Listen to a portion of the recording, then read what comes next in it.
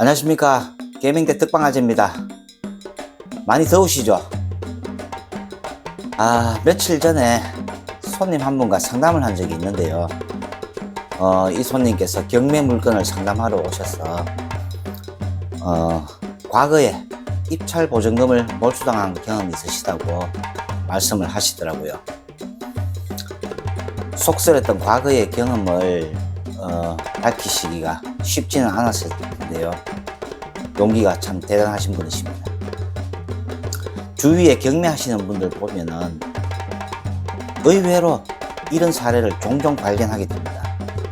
그래서 오늘은 입찰 보증금 몰수당하는 대표적인 유형 5가지 알아보도록 하겠습니다. 디테일한 부분까지 들어가면은 24시간 생방으로 진행을 해도 시간이 모자랄 것 같고요. 전체적인 큰 틀에서 말씀드리도록 하겠습니다. 영상 분량이 짧으니까요. 끝까지 시청해 주시고요. 영상 내용이 좋았다면 구독, 알림 설정, 좋아요 누르셔서 응원해 주시면 감사하겠습니다. 좋은 정보 많이 담아 가십시오. 아주 대표적인 입찰 보증금 몰수 사례인데요. 연간 입찰 보증금 몰수액이 800억 이상은 될 거라고 예상을 하고 있습니다. 한 가지 사례를 들어서 이야기해 보도록 하겠습니다. 현재 진행 중인 사건인데요. 사건 번호 2021 타경 37441입니다. 37441. 물건은 아파트이며 보시는 것처럼 3번씩이나 대금 미납이 있는 사건인데요.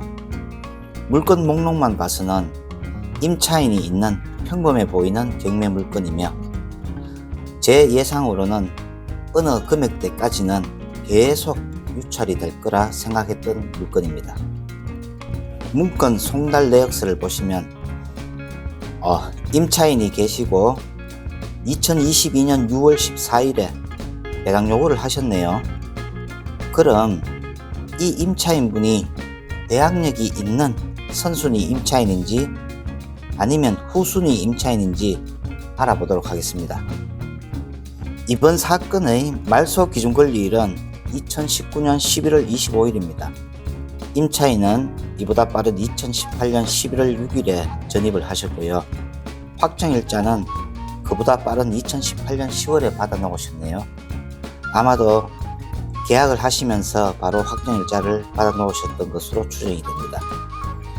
따라서 이분의 대항력은 2018년 11월 7일 0시에 발생이 되며 대항력 있는 선순위 임차인의 요건을 모두 갖추셨습니다. 문제는 이 임차인분의 배당 요구에 있는데요. 보통의 경우라면 경매 비용을 제외하고 임차인분께서 우선적으로 배당을 받아가시고 전액 배당받지 못한 차액만큼만 낙찰자 인수하셔야 하는데요. 이분의 경우 배당 요구 종기일은 2022년 3월 22일까지입니다. 그런데 배당 요구를 언제 하셨냐 보면은 2022년 6월 14일에 하셨어요. 이런 경우에 배당 요구는 무효 처리가 되어버립니다. 따라서 낙찰자께서는 임차인분의 보증금 전액을 인수하셔야 합니다. 다시 돌아와서 살펴보면 대금 미납을 하셨던 3분과 그리고 입찰기일에 본 경매 사건에 응찰하셨던 분들까지 더하면 모두 5분이 계시는데요. 5분 모두 권리분석에는 실패하셨다고 말씀드리고 싶습니다. 이 외에도 권리분석 실패 사례는 상당히 많은데요. 권리분석의 중요성은 매일매일 강조드려도 부족할 것 같습니다. 감정평가된 금액을 신봉하시는 분들이 상당히 많으신데요. 먼저 감정평가된 금액을 믿지 마시라고 말씀드리고 싶습니다. 신뢰는 하시되 믿지는 마십시오. 감정평가 금액은 절대 시세가 아닙니다. 대략 현재 시세의 약 1년 정도 과거의 시세라고 보시면 될 것 같습니다. 시세 조사는 직접 하셔야 돼요. 시세 파악이 중요한 이유가요. 요즘 같은 부동산 침체기 하락기 특히 중요한데요. 감정금액의 60%, 1억이라면 6천만 원 정도의 낙찰을 받았더라도 실제 거래 금액과 비슷하거나 동일한 금액이 될 수도 있습니다. 임장 활동의 중요성이 나오는 대목인데요. 현장에 가셔서 해당 지역 인근에서 조사할 수 있는 모든 방법들을 동원해서 해보셔야 하겠고요. 집이나 사무실에서는 우선 국토교통부 실거래가에 접속하셔서 알아보시는 방법, 그리고 네이버 부동산에 접속하셔서 노출되고 있는 매매 물건들의 호가 아니면 실거래가 조사해 보실 것을 추천드립니다. 그리고 특정 지역의 시세 흐름이나 전반적인 분위기를 확인해 보시려면 제가 쓰고 있는 어플을 하나 소개해 드릴게요. 부동산 디스코인데요. 무료 사이트이며 보기에도 쉽고 조작 방법도 간단해서 저도 즐겨 찾고 있는 어플입니다. 시세 하시려면요 꼭 임장 가셔야 합니다. 다음으로는 대출이 안 될 때입니다. 이럴 때 정말 하늘이 노랗게 변하죠. 본인의 신용도나 경매 물건의 특성을 생각하지 않으시고 막연히 대출될 거라는 신념만으로 입찰하셔서 낙찰을 받으시는 경우입니다. 낙찰 후에 막상 은행 창구에서 거절당하시거나 본인의 예상 금액보다 훨씬 못 미치는 금액이 실행이 되면 상당히 당혹스러우실 텐데요. 주거래은행, 경락대출을 취급하는 주거래은행입니다. 미리 방문하셔서 대략적인 대출 가능 금액만이라도 알고 입찰하셔야 할 겁니다. 본인의 신용점수도 체크해 보시고요. 이마저도 예의치 않으시다면 경매법원 입구에 보시면 대출 상담사분들께서 2열 종대로 포진해 계십니다. 그분들은 프로 선수예요. 프로 선수인 만큼 잘 아시고 또 친절하게 잘 응대해 주실 것 같습니다. 무엇보다 본인께서 경매 물건의 특성을 이해하시고 입찰하셔야 되는데요. 예를 들어 상가 매물인 경우 벽체가 없고 호실의 구분이 없는 구분 상가의 같은 경우, 아니면 주택의 경우 대항력 있는 선순위 임차인의 보증금 액수가 상당한 경우, 토지의 경우 맹지 등의 물건에서는 대출이 전혀 나오지 않을 수가 있으니 대비하시고 입찰하시는 게 바람직하지 않을까 생각해 봅니다.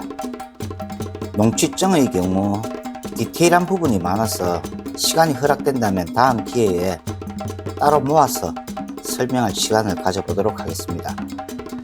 농취증이 문제가 되는 경우는 지목이 전, 납, 과수원 이런 농지에서 농지 경매에서 발생이 되는데요. 대부분의 경매법원에서는 특별 매각 조건으로 농취증의 제출을 요구하고 있습니다. 낙찰 후 일주일의 시간만 대체로 허락하는 편인데요. 상대적으로 굉장히 빠듯한 시간입니다. 지자체마다 다르긴 하나 농취증 발급은 4일에서 심사 대상인 경우 농지법의 강화로 14일까지 소요됩니다. 그것도 영업일 기준이고요. 날짜로는 최대 3주 정도를 잡으셔야 할 경우도 생깁니다. 따라서 농지 입찰을 희망하신다면 인터넷 정부24를 통한 인터넷상으로 신청이나 해당 복지센터를 미리 방문하셔서 신청해 두시는 것도 하나의 방법이긴 한데요. 이건 역시 지자체마다 다를 수 있기 때문에 문의하시고 서두르셔야 할 것 같습니다. 화면에서 보시는 것처럼 분묘가 있는 농지이거나 기타 다른 사정으로 농취증 발급 불가 농지가 있을 수 있으니 임장도 꼭 다녀오셔야 하고요. 간혹 입찰표 작성을 잘못하셔서 뉴스에 나온 일이 있는데요. 본인 인적 사항이나 기타 다른 기재 사항 적는 방법들은 많은 방송이나 블로그 등에서 다루고 있으니 참고해 주시고요. 왼쪽 아랫부분 빨간색 표시한 부분 잘 작성하셔야 되는데요. 요게 한 칸 줄여서 쓴다면 당연 폐찰이 되겠죠. 그리고 경매 입찰을 위해 투여한 시간적, 육체적 피로감만 남을 테고요. 만약에 한 칸 늘려서 쓴다면 어떻게 될까요? 당연히 최고가의 낙찰자가 될 것입니다. 하지만 뒷일을 감당할 수 있겠습니까? 1억 원 가치의 물건을 10억 원으로 매수하셔야 되는데요. 당연히 입찰 보증금을 포기하셔야 되는 게 맞겠죠. 마지막 입찰함에 넣으실 때까지 입찰표는 다시 한번 꺼내 보시고 확인해 보실 것을 추천드립니다. 마지막으로 가급적 전문가와 상담하실 것을 추천드립니다. 앞선 사례에서도 보셨듯이 입찰 보증금을 몰수당하셨던 분들도 나름 권리분석에 대한 본인만의 노하우나 공부가 있었던 분들이라 생각합니다. 하지만 겉으로 드러나는 물건의 특성과는 반대로 숨어있는 함정들이 많이 발견되는 경매 물건들도 분명히 있었고 앞으로도 나올 것입니다. 입찰 보증금은 대체로 최소 몇천만 원 단위에서 시작을 합니다. 매수 신청 대리 수수료 해봐야 100만 원 단위에서 시작합니다. 그것도 낙찰을 받았을 경우에 한했습니다. 작은 돈 아끼시고 절약하시는 것도 좋습니다. 그러나 큰 돈이 오가고 자칫 한순간의 실수로 큰 돈이 합법적으로 뺏길 수 있는 일들에서는 가급적 전문가의 도움을 요청하시는 게 바람직할 것입니다. 법원에 매수 신청 대리업으로 정식 등록되어 있으며 혹시 모를 사고에 대비해 보증보험 2억 원에 가입되어 있는 안전한 업체를 선정하셔서 좋은 결과 있으시길 기원드리며 이번 영상 마치도록 하겠습니다. 감사합니다. 영상이 좋았다면 구독, 알림 설정 잊지 마시고요.